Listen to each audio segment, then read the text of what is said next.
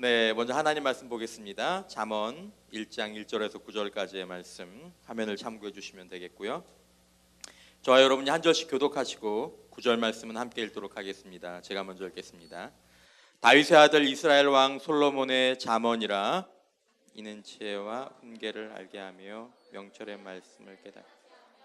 지혜롭게 공의롭게 정의롭게 정직하게 행할 일에 대하여 훈계를 받게 하며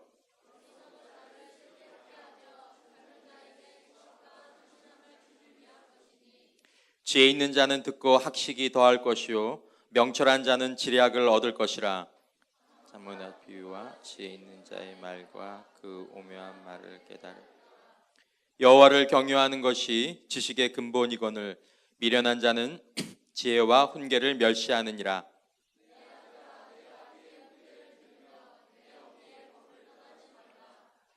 이는 내 머리에 아름다운 관이요 내 복에 금사슬이니라. 아멘. 올해 성년의 날은 5월 15일이었던 것 같아요. 맞나요? 맞죠? 올해는 5월 15일이 성년의 날이었습니다.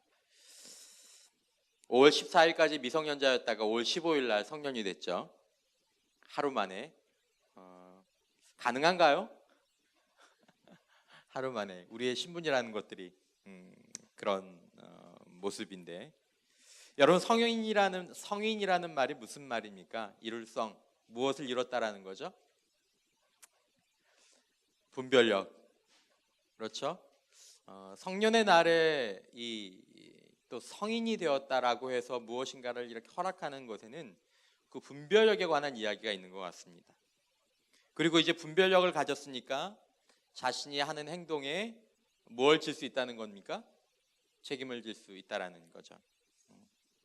이 말은 이제 이 사람이 선한 것과 악한 것, 그리고 바람직한 것과 바람직하지 못한 것, 그리고 자신에게 유익한 것이나 아니면 자신에게 해로운 것, 그리고 그 사람이 해야 될 것이나 아니면 하지 말아야 될 것, 이런 것들을 분별할 수 있고, 그리고 이런 것들을 선택할 수 있기 때문에 이제 그 사람에게 자유를 주어주고, 그리고 그것과 동시에 이제 부모님과의 연대가 아니라 홀로 전적으로 책임을 져야 한다는 것을 선언하는 날이 성년의 날이라고 생각합니다. 이제 성년이 된 사람들은 혹시라도 어떤 잘못에 있어서 더 이상 부모님이 도의적인 책임을 질지 몰라도 법적인 책임은 지지 않습니다. 그것은 이제 그 사람이 지는 것입니다. 어제까지는 부모님과 연대한 책임을 지었지만 법적으로 이제는 그 사람이 홀로 오롯이 그 책임을 지는 거죠. 하루 만에. 그러나 여러분, 실상 오늘날 특별히 한국 사회에서 성년의 날은 다른 나라도 크게 다르지 않지만 성년의 날은 술집이나 아니면 담배 아니면 유흥 숙박업소를 자유롭게 출입할 수 있는 것을 선포하는 그런 날 외에는 큰 뜻을 가지지 못하는 것 같다는 생각이 듭니다. 여러분들은 어떻게 생각하시는지 모르겠습니다. 제가 좀 말씀드렸던 너 이제 성인으로서 너에게 분별력이 있구나, 이제 성인으로서 내가 이런 것들을 감당할 수 있겠구나 라는 그런 자부심과 그런 책임을 기념하라는 것은 말장난 같다라는 것입니다. 그 사실을 성년이 되는 본인도 알고 있고 이제 너를 성년이라고 축하하는 우리도 알고 있습니다. 이게 말장난에 불과하다는 것을. 너 어제까지는 네 인생을 책임지지 못할 사람이지만 오늘부터 너는, 이제부터 아니 꼭 이날을 아니더라도 이제 너는 네 인생을 책임질 수 있겠구나. 축하한다, 축복한다. 아무도 그 얘기를 진실로 받아들이지 않는다라는 것입니다. 이제 성년이 되는 본인도, 이제 성년인 나도. 여러분, 우리는 우리 내면적으로 영원히 성인이 될 수 없다는 사실을 알고 있습니다. 그리고 그러면서도 우리는 이 성인의 자유를 우리 귀한 아들들에게, 그리고 딸들에게, 그리고 우리 자신에게 부여합니다. 그리고 그로 인해서 어쩌면 성년의 날, 이 날을 기점으로 책임질 수 없고 그리고 오직 파괴만 가능한 그런 행동들을 이어가면서 이제 성년의 날을 기점으로 어떤 아이들, 어떤 딸들은 본격적으로 삶을 망쳐가기 시작한다는 것입니다. 이날을 기다렸다. 이날 전까지는 주민등록증 속이고 또 갈 때 못 갈 때 하면서 그러다가 드디어 이제 이날부터 본격적으로 그의 삶을 망가뜨리는 그런 날이 되는 경우도 오늘날 심심치 않게 보게 되는 것 같습니다. 여러분, 이제 성인이 되는 여러분 어떠십니까? 이제 성인이라고 말하는 저는 어떻습니까? 그리고 먼저 성인이 된 우리 선배들은 어떻습니까? 아침에 일어나는 시간 약속조차 지키지 못하고 성인인데, 그렇지 않아요? 너 내일 몇 시에 일어날 거야? 나 내일 7시에 일어날 거야. 그리고 깨우면 안 일어나.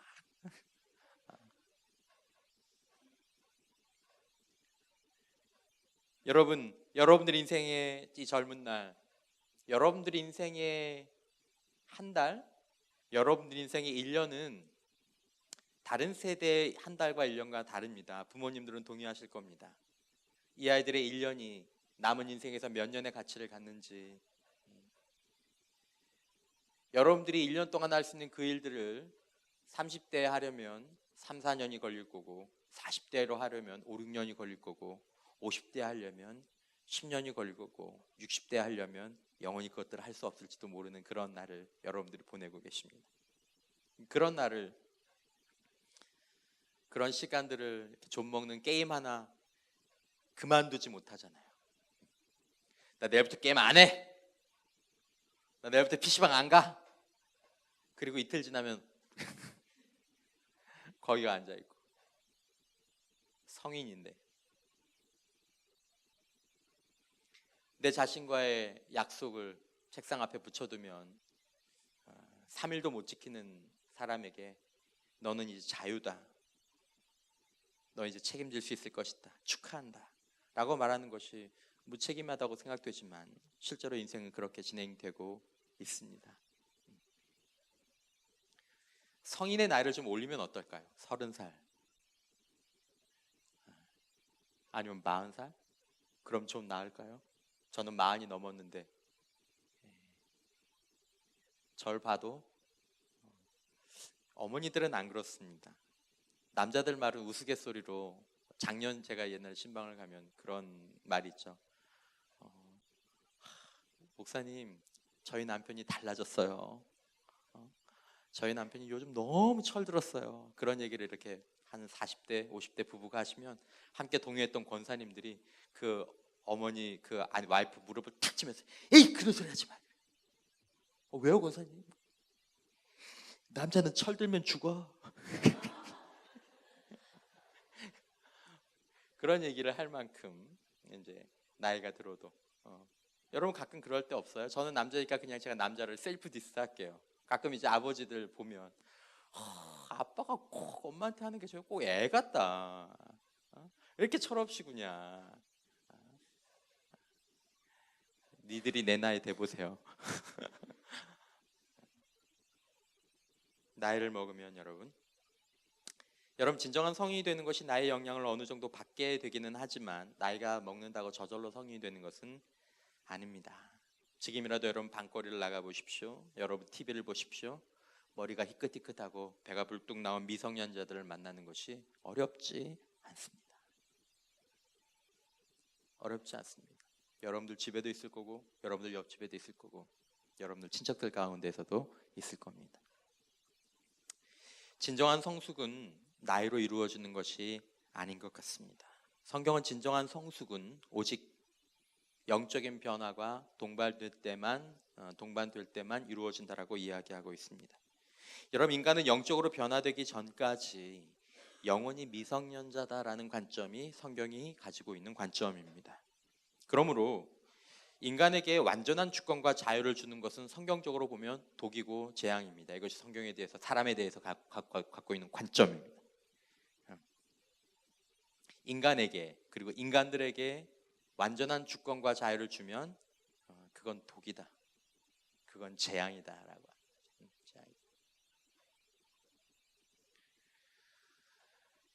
여러분, 성년의 날입니다. 어쩌면 여러분들에게 주어지는 자유는 지금부터 여러분들이 누리게 될 자유는 여러분들의 인생에서 독이 든 장과 같을 수 있다는 것을 여러분들 스스로가 보셔야 합니다. 밖에서는 자유다라고 하지만 여러분들은 보셔야 한다는 것입니다. 지난주에도 그런 얘기를 드렸지만 여러분, 만약에 이제 목포에는 아무런 통제와 아무런 강제력이 없습니다. 이제 목포 시민 여러분들은 누구나 다 자신이 원하는 걸 마음대로 하셔도 됩니다 라고 선포한다면 여러분, 여기서 목포에 남아있을 사람이 아무도 없을 겁니다. 공포, 재앙, 두려움.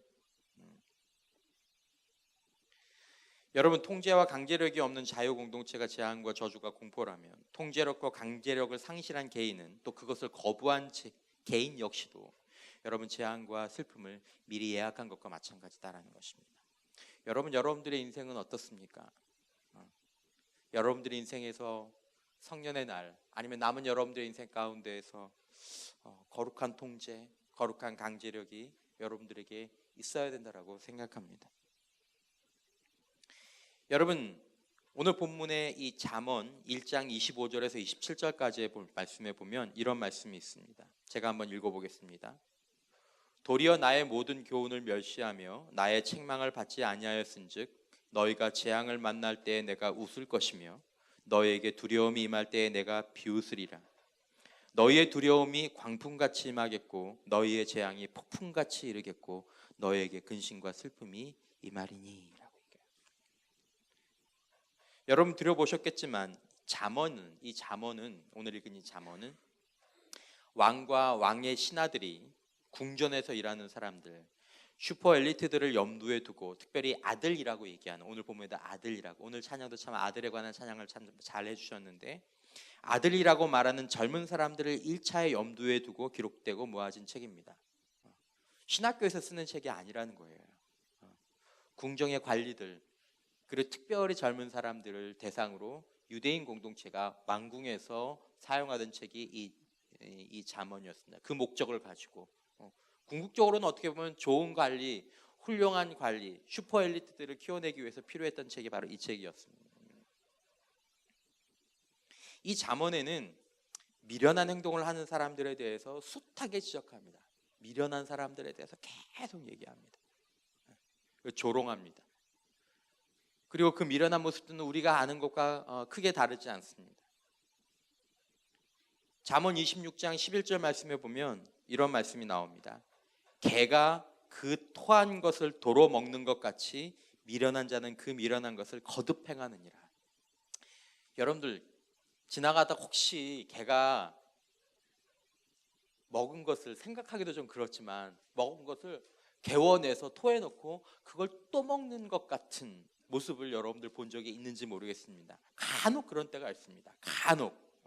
저도 옛날에 집에서 개가 있었을 때가 있었는데 개가 가끔 그런 때가 있었어요. 그럼 우리가 막 때렸어요. 그렇잖아요. 뭐 하는 거냐고, 이 멍청한 게. 뭘 먹냐고. 때렸어요. 근데 여러분, 미련한 자들 가운데 그런 사람이 있다는 겁니다. 어제 한 잘못한 행동 또 하고, 내가 내일부터는 절대로 안 해. 또 하고, 다음부터 안 할 거야. 또 하고. 미련하다는 거예요. 성인이 되었는데도 어리석은 행동을 하는 사람들에게 우리도 조롱합니다. 혀를 찹니다. 정말 어리석지 않냐? 야, 정말 바보 같지 않냐? 여러분, 이 기준이 잠언에는 있습니다. 개도 저렇게는 안 하겠다. 근데 여러분, 이 잠언에는 우리와 동일한 미련한 자에 대한 평가를 가지고 있는데 그것과 다른 관점 하나가 더 있습니다. 유대인 궁정 사회에서 딱 한 가지가 있습니다. 다른 관점 하나가 있어요. 이런 미련한 사람보다 더 미련한 사람, 성경에 보면 개가 그 토한 것을 도로 먹는 것 같은 그런 미련한 사람에게도 희망은 있다. 근데 그런 사람보다 희망이 없는 사람들을 분류하라라고 이 궁정에서 관리를 가르치면서 사람들이 이야기하는 것입니다. 그게 누구냐? 26장 11절 뒤에 나오는 12절에 이런 말이 나옵니다. 내가 스스로 지혜롭게 여기는 자를 보느냐? 그보다 미련한 자에게 오히려 희망이 있느니라. 여러분, 이 11절까지 뭐라 그러냐? 미련한 계속 미련한 자는 이건 구제불능이라는 얘기를 26장 1절에서 11절까지 계속 얘기합니다. 미련한 것들은 구제불능이야. 근데 12절에서 뭐라고 얘기하냐면 갑자기 확 돌리면서 내가 스스로 지혜롭게 여기는 자를 보느냐? 그보다 미련한 자에게 오히려 희망이 있느니라. 1절에서 11절까지 미련하다고 했던 사람들이 차라리 낫다, 이 사람보다는. 세상에서 가장 조심해야 될 사람, 네가 가장 주의해야 될 것은 1절에서 11절까지의 말씀이지만 12절 말씀은 절대로 해당되면 안 된다라고 얘기하는 것입니다. 우리한테는 없는 관점입니다. 우리 공동체는 없는 관점입니다. 우리 공동체는 안 가르치는 관점입니다. 스스로 지혜롭게 여기는 자에 대한 무서움. 우린 돈 없는 거 무서워해요. 공부 못하는 것도 무서워하는 경우도 있습니다. 못생긴 것도 무서워하는 경우도 있습니다. 이제 유대인 왕정에서 가장 무서워하던 사람은 스스로 지혜롭게 여기는 사람이었습니다. 여러분, 잠언은 경험의 책입니다. 이 잠언은 이론과 예측과 신학에 관련된 책이 아니라 생활의 책이고 부와 명예와 성공과 건강과 다스림에 관한 책입니다. 이것이 다는 아니지만 성경 가운데서 가장 현실적인 목적을 가지고 가장 현실적인 조언을 가지고 쓰여진 책이 잠언입니다. 지금 우리 공동체가 외면한 통찰을 잠언이 하고 있다는 것입니다. 여러분들이 이 통찰에 대해서 한번 생각해 보셨으면 좋겠습니다. 인간에게 진짜 위험한 것이 무엇인가? 앞으로 성년의 삶을 사는 여러분들에게 정말 위험한 것은 무엇인가?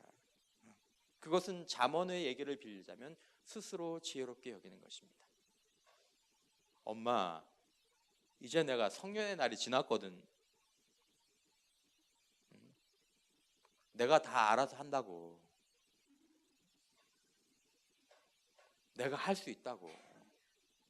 여자분들이 제일 싫어하는 말이잖아요. 남자들이 하면 제일 싫어하는 말. 저도 잘 쓰는 말. 아, 내가 알아서 한다니까. 우리 중학교 2학년 아들도 벌써 그 소리를 해. 엄마 뭐라고 말하고. 엄마, 내가 알아서 한다니까. 스스로 지혜롭게 여기는 거죠. 여러분, 가장 무서운 자기 파괴, 그리고 가장 무섭게 타인을 파괴할 수 있는 사람들, 오늘날 우리 공동체에서 여러분 누구를 콕 집어 이야기하는 것은 아니지만 보십시오. 무식한 사람 아닙니다. 센스 없고 눈치 없는, 야, 너 이렇게 눈치가 없어. 아휴, 이 미련 곰탱이 꼭 얘기를 해줘야 하냐? 이 사람이 아니라는 거예요. 그 사람들은 자신의 인생을 그렇게 심각하게 파괴하지 않습니다.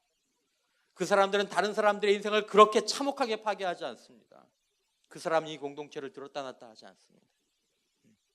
내 안에서, 그리고 다른 사람 안에서 보아야 될 가장 무서운 파괴적인 성향은 무엇이냐면, 유대인 왕정의 그 긴 역사들 가운데 세상에서 가장 지혜로운 민족이라는 그 사람들 가운데서 슈퍼리트들이 보는 가장 지혜로운 사람들이 보는 가장 위험스러운 부분은 뭐냐면 스스로 지혜롭게 여기는 것, 스스로 지혜롭게 여기는 사람이다라는 것입니다.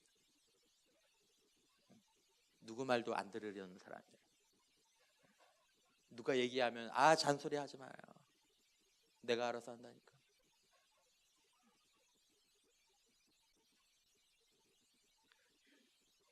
여러분, 우리 공동체는 아직 이것에 대한 이야기는 하진 않습니다. 그러나 우리가 들어야 될 이야기. 여러분 인생에서 이런 사람을 분별하지 못하신다면, 만일 이런 사람과 결혼하거나 사업한다면, 혹시라도 이런 사람을 상관이나 부하로 둔다면 여러분 재앙이 될 것입니다. 꼭 기억하십시오. 너무 멋있는 오빠야. 너무 이쁜 아가씨야. 근데 스스로 지혜롭게 여겨. 네, 버리십시오. 버려.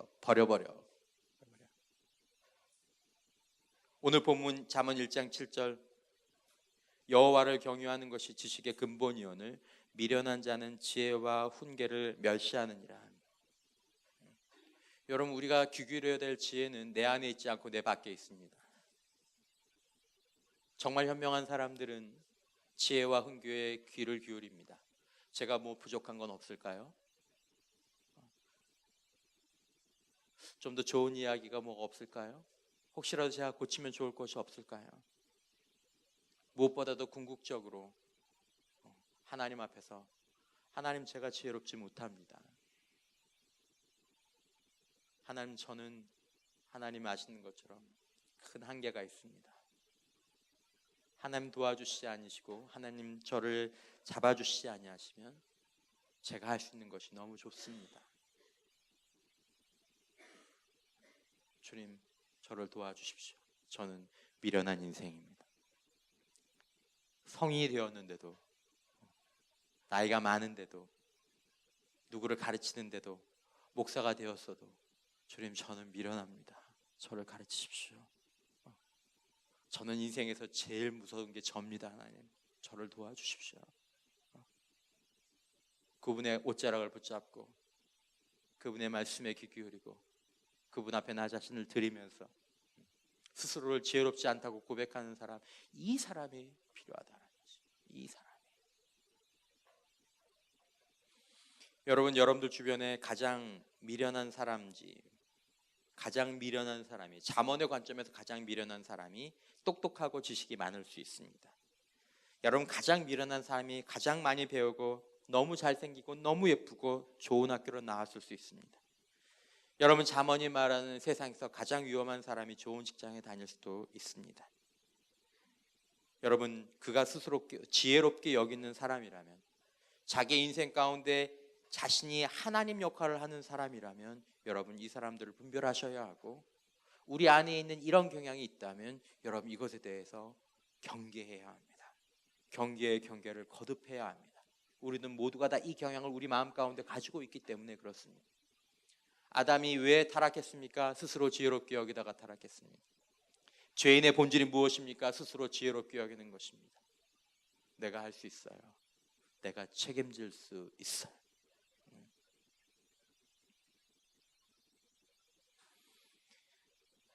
여러분, 자신의 인생에서 스스로 하나님 역할을 하는 자라면 지혜와 훈계를 멸시하고 싫어하며 내가 구속되는 것 같다고 하나님을 경외하는 것을 싫어한다면 그의 외모와 지성과 능력에도 불구하고 미련하기 이를 데 없는 그 사람보다도 더 희망 없는 사람으로 분류해야 된다는 것이 하나님의 말씀, 특별히 잠언의 관점입니다.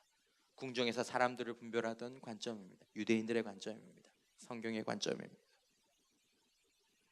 오늘 성령의 말을 맞는 여러분, 그리고 이미 성령의 지혜를 획득한 여러분들과 저희 모두, 오늘 본문 잠언 8장에서 1장 8절에서 9절까지의 말씀이 우리들에게 복이 될 것입니다. 내 아들아, 내 아비의 훈계를 들으며 내 어미의 법을 떠나지 말라. 훈계와 법을 사랑하는 우리 성년들과 성인들이 되시기를 주님의 이름으로 축원합니다. 아무리 나이가 들어도 저에게는 훈계가 필요합니다. 훈계가 뭐죠? 따끔한, 아니야, 너 그렇게 하면 안 돼. 목사님, 그렇게 하면 안 돼요. 자기 자신을 법 안에 가두는 태도들이 필요하다라는 것입니다. 이는 내 머리에 아름다운 관이요 내 목에 금사슬이니라. 여기서 말하는 관은 면류관을 뜻하는 것이 아니라 무엇인가의 구석을 늘마하는 것입니다. 사슬, 금사슬. 이건 금목걸이 같지만 우리들에게 어떤 족쇄와 같은 역할을 하는 것일 수도 있습니다. 사랑하는 성령이 되는 우리 형제자매 여러분, 나이 든 사람이 아니라 거룩한 사람이 될 수 있기를 주님의 이름으로 축원합니다. 그것은 우리가 영원히 미성년자임을 주님 앞에 고백하는 것입니다. 스스로 지혜롭다고 주장하면서 하나님과 훈계로부터 도망하는 것이 아니라 스스로 미련하다는 것을 겸손하게 주장하면서, 하나님 아시죠? 제가 목사지만 하나님 아시죠? 제가 나이가 이제 이렇게 많이 들었지만 하나님 아시죠? 제가 누군가를 가르치지만 하나님 아시죠? 제가 이렇게 큰 사업체를 이루었지만 하나님 아시죠? 제가 세상 어느 누구보다 미련한 것을. 주님 앞에 이렇게 고백하며 하나님께서 주시는 관을 쓰는 것이고 내 목에 사슬을 매는 것입니다. 그리고 하나님 경유하는 것을 배우는 것입니다. 이것 외에는 여러분과 인생 가운데 답이 없습니다. 이것 없이 사는 사람들을 여러분들이 세상에서 보고 계십니다. 여러분, 이것이 저와 여러분들에게 구속이 아닌 아름다운 장식이 될 것을 믿으시기를 주님의 이름으로 축원합니다. 여러분의 생명과 여러분들의 인생과 여러분들의 가정을 이것이 지켜줄 것입니다. 훈계를, 법을 하나님 경유하는 것을 배우게 되시면 여러분들의 인생과 여러분들의 가정과 여러분들의 사업이 아름답게 지켜질 것입니다. 세상에 희망 없는 성령과는 매일매일 공허함을, 자신에게 주어진 자유를 쓰고 돌아와서는 인생이 왜 이렇게 허무한 것인지 후회하는 그 성령과는 다른 성령으로, 또 그런 성인으로 주님 앞에서는 영원히 미성년자라는 근신의 마음으로, 그러나 그런 참된 지혜자로 살아가는 저와 우리 모두가 될 수 있기를 주님의 이름으로 축원합니다.